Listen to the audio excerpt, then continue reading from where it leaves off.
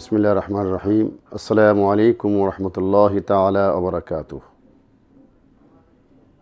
শুরু করছি পরকালের সাফল্য অনুষ্ঠান। দূরে এবং কাছে এই মুহূর্তে যারা শুনছেন, আজকের আলোচনা যথাসময়ে নামাজ আদায়, অথবা রাসূল করিম সাল্লাল্লাহু আলাইহি ওয়াসাল্লাম বলেছেন, কুররাতু আইনি ফিস সালাহ, চক্ষু শীতলকারী নামাজ।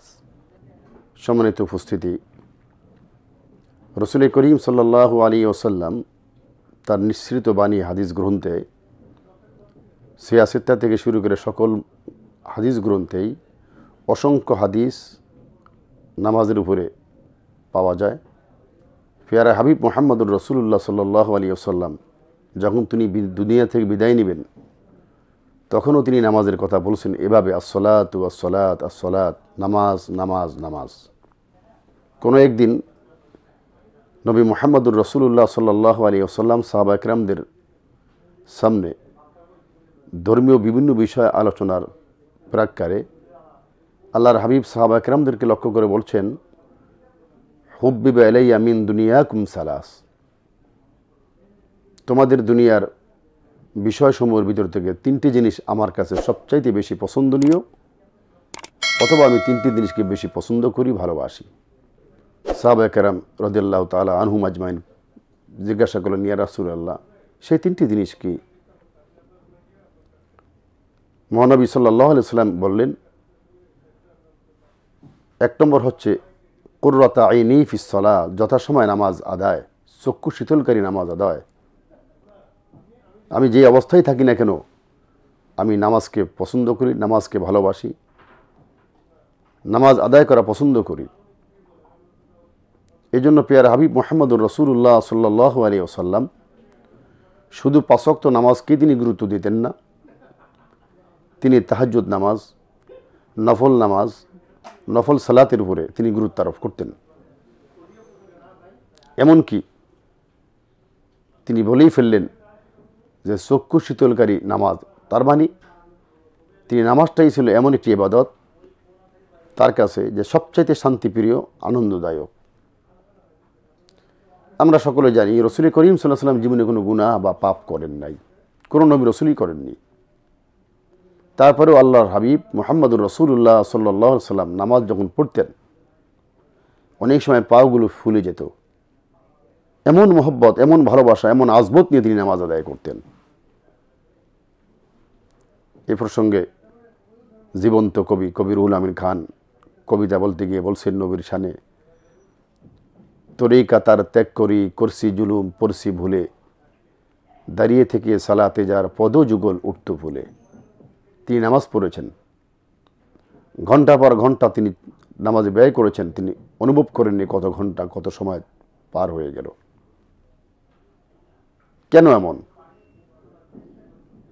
কারণ রাসূল করিম সাল্লাল্লাহু আলাইহি ওয়াসাল্লাম অন্য হাদিসে বলেছেন, আস-সালাতু মি'রাজুল মুমিনিন, নামাজ হচ্ছে মুমিনদের মি'রাজ।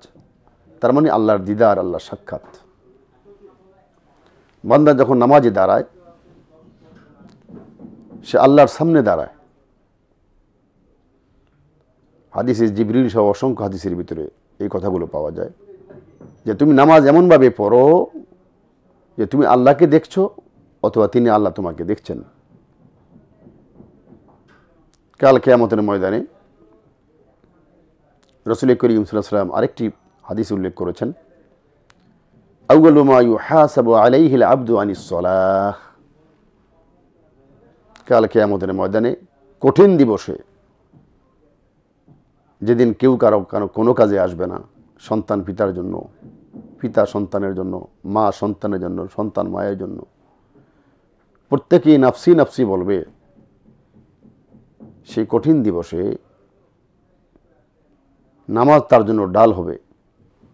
এবং কাল কিয়ামতের ময়দানে ফেরেশতারাও জিজ্ঞেস করবেন বেনামাজিদেরকে, যারা নামাজ আদায় করেনি, নামাজ পড়েনি,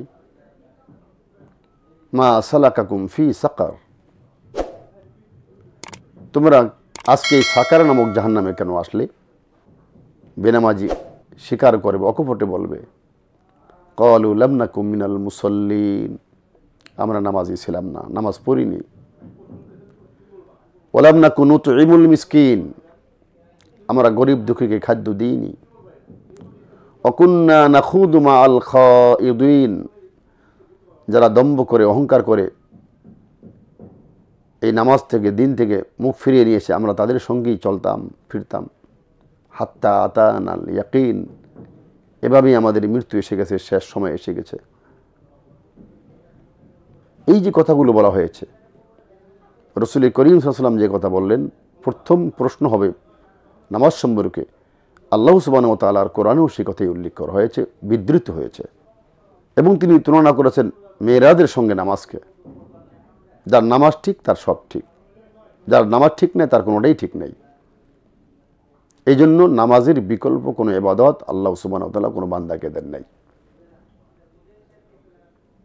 আরও একটি বিষয় লক্ষ্য করি যে নামাজ এমনই একটি ইবাদত যেটা দাঁড়িয়ে করা যায়, বসে করা যায়, রুকু অবস্থা একটু ঝুঁকে করা যায়, যার ভিতরে এই তিনটি জিনিস মৌলিকভাবে পাওয়া যায়। বান্দা প্রথম আল্লাহর সান্নিধ্যে দাঁড়িয়ে যায়, দ্বিতীয় সে আল্লাহর সামনে তার মাথা নত করে, তৃতীয় সেজদার মাধ্যমে সম্পূর্ণভাবে পরিপূর্ণভাবে আল্লাহর সামনে তিনি নিজেকে আত্মসমর্পণ করেন, বিলিয়ে দেন যে আল্লাহ তুমি ছাড়া আর কোনো ইলাহ নাই, দাসত্ব নাই, ইবাদতের যোগ্য নাই, তোমারই দাসত্ব আমরা করছি। এই জন্য এই নামাজ হচ্ছে আল্লাহর কাছে সবচাইতে বেশি প্রিয় একটি ইবাদত, যেটি নবী মুহাম্মদুর রাসূলুল্লাহ সাল্লাল্লাহু আলাইহি ওয়াসাল্লামকে মেরাজের রজনীতে আল্লাহ দিয়েছেন। 2 নম্বর আল্লাহ নবী বলেছেন তিনটি জিনিসের আত্তীব, সুগন্ধি ব্যবহার করা। আপনি দেখবেন মানুষ যখন সুগন্ধি ব্যবহার করে মনের একটা পরিচ্ছন্নতা ফুটে ওঠে, তার ফেসের ভিতরে একটি আনন্দের আভা ছড়িয়ে পড়ে, মনটা একটু প্রফুল্ল থাকে। একই সঙ্গে অপর ব্যক্তিও তার দ্বারা কোনো কষ্ট পায় না। এই জন্য রসুল করিম সাল্লাল্লাহু আলাইহি ওয়াসাল্লাম সুগন্ধি ব্যবহার করতেন, আতর ব্যবহার করতেন, গোলাপ ব্যবহার করতেন। এই বিষয়ে অনেক কথা আছে। পরিচ্ছন্ন নবী, পরিষ্কার নবী, এবং তিনি ছিলেন আদর্শের নবী। আর একজন আদর্শমান ব্যক্তি তার শরীর থেকে সুন্দর ঘ্রাণ আসবে, এটাই স্বাভাবিক কথা। 3 নম্বরে আল্লাহর প্যারা হাবিব বললেন আন-নিসা, যে আমি আমার বৈধ স্ত্রীদেরকে ভালোবাসি। সিরাত গ্রন্থে 9, 11, মতান্তরে 13 জন স্ত্রীর কথা উল্লেখ করা হয়েছে। আমরা জানি সকলেই রসুল করিম সাল্লাল্লাহু আলাইহি ওয়াসাল্লামের জীবদ্দশায় নবুয়তের 15 বছর পূর্বে 25 বছর বয়সে যখন তিনি বিয়ে করেন, তার প্রথম স্ত্রী ছিলেন ইসলামের প্রথম নারী, পুরুষ মিলে যিনি প্রথম নবীর পরে ইসলাম গ্রহণ করেছেন, বিবি খাদিজা তাহেরা রাদিয়াল্লাহু তাআলা আনহা। এই মহিষী নারীর জীবদ্দশায় যতদিন তিনি বেঁচে ছিলেন, আল্লাহর প্যারা হাবিব দ্বিতীয় কোনো বিয়ে করেন নাই। একজন 25 বছরের যুবক, 40 বছরের অর্ধবৃদ্ধা নারীকে তিনি বিয়ে করেছেন, অথচ তার জীবদ্দশায় 25 বছরের সাংসারিক জীবনে একটিবারও মা খাদিজা বলতে পারেননি যে নবীর কোনো আচরণে খাদিজা কষ্ট পেয়েছেন। এই জন্য খাদিজার প্রশ্ন আমরা টানতে চাচ্ছি না, এখানে শুধু এতটুকুই বলতে চাচ্ছি যে নবী তার স্ত্রীদেরকে কেমন ভালোবাসতেন। খাদিজা তাহেরা যখন দুনিয়া থেকে বিদায় গ্রহণ করলেন, আল্লাহর প্যারা হাবিব এরপরে অন্যগুলো বিয়ে করেছেন। একই সঙ্গে একাধিক স্ত্রী তার ছিল। সম্মানিত দর্শক শ্রোতা, সময় হলো বিরতি নেওয়ার, ততক্ষণ আমাদের সঙ্গেই থাকুন।